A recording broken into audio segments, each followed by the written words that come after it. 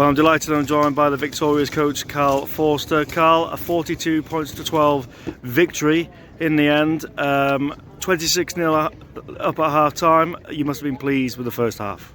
Yeah, massively.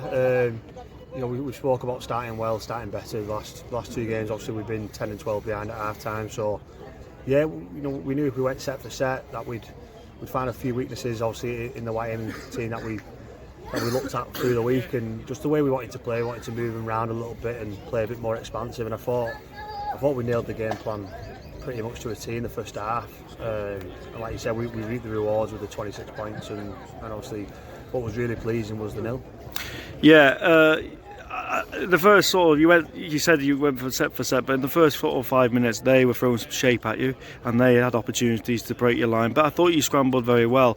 When you had the possession, you starved them of possession for a good 15 minutes, and I think you scored 3 tries back to back.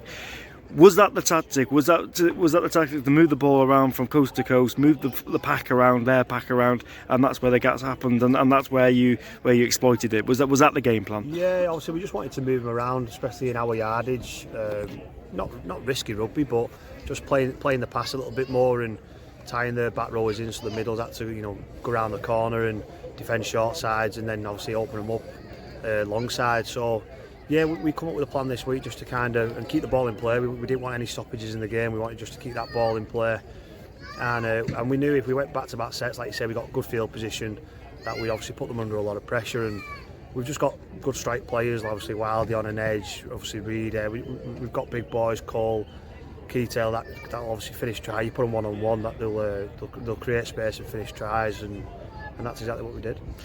Now the second half, it's very easy when you go in at 26-0 down.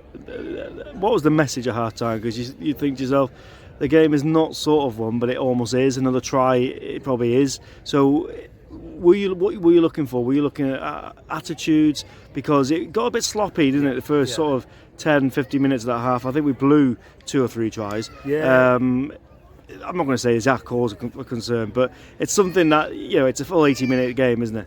Yeah, no, it's hard, mate, because like you said, we've done the last 2 weeks where we've been on the flip side of that. We're about to go in and kind of dress them down a little bit and speak about flaws rather than positives, and you go in there and you're trying to pick at things that you're not quite good at, and I did that, to be honest.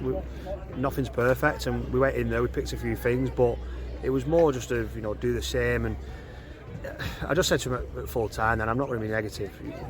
If you'd have given me that scoreline before the game and said we're going top of the league, I'd take it. So I'm absolutely made up. But there's obviously things we need to learn in that second half. But I just said to him then, it was only this time last year I was still had my boots on, still playing, and I know what these games feel like. As a player, you half don't kind of want to be there. You want those tough games. And that's not saying it disrespectfully to Whitehaven, but we nailed that first half, and we did kind of put the game to bed, and we knew that you could probably play that pass and not get punished for it. And I just thought we stopped kind of going forward, and we went too lateral early on, and we coughed up a few balls. But fair play to Whitehaven, they kept defending, they kept coming at us. Obviously they posted 2 tries themselves, but I just thought that second half was played in little 10-minute blocks, and we started really poor. Then we come out and we had another 10 minutes where we posted points and put them to the sword. And yeah, that happens in games. That happens at the top level, and it'll that won't be the last time that we do that. And we might be on the receiving end of a game like that. So yeah, it's certainly not a cause for concern. We've showed how good we can be in second half performances as well. So overall, made up with the lads. We've had a lot of changes, a lot of adversity in the last 2 weeks with the Saturday games and our usual training venue not being available. So we've had to change training nights. The lads have just got on with it. And like you said, we've gone to Midlands, we've come here in the last 2 weeks and got 4 points. That 40 minutes, I know we've played 5 games, and I'm comparing the league form now. I thought we were very clinical. I think they're probably the most clinical we have been. Is that the blueprint that you want to aspire, or are we better than that? With respect to Whitehaven, I thought in that first half we didn't get out of second gear. No, and I keep saying to the lads that we're 5 from 5. We've obviously had 4 tough away games, but I probably think every coach will be saying the exact same as I say now, that we're probably sat in third gear, and I'm still wanting more from them. And we're still a new team, combinations. We're 5 games in, but I think if you probably speak to every coach, they'll probably say the exact same. although it's only an 18-game season now, we're 5 games in, so it is a decent chunk. We're still a new team, mate. You've still got good combinations, working hard together, and ultimately we're only going to get better, I hope. How good was it to be at home?